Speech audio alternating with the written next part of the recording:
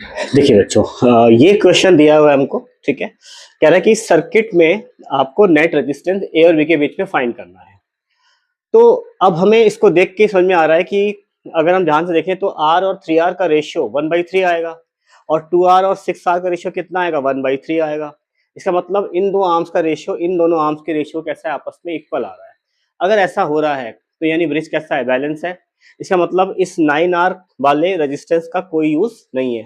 तो देखिए, इसको यहाँ हमने कन्वर्ट कर लिया व्हीटस्टोन ब्रिज की फॉर्म में। ठीक है, R, three R, two R और सिक्स आर। ठीक है, अब इन दोनों पॉइंट का पोटेंशियल सेम हो जाएगा तो इसमें करंट फ्लो नहीं होती है।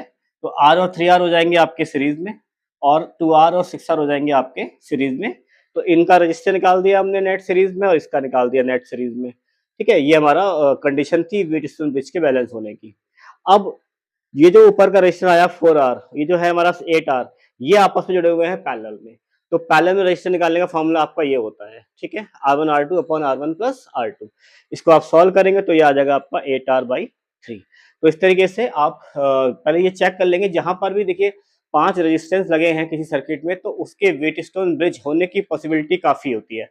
तो आप उसको चेक कर लें कि दो आर्म्स का रेशियो बाकी के दो आर्म्स के रेशियो के इक्वल है या नहीं है।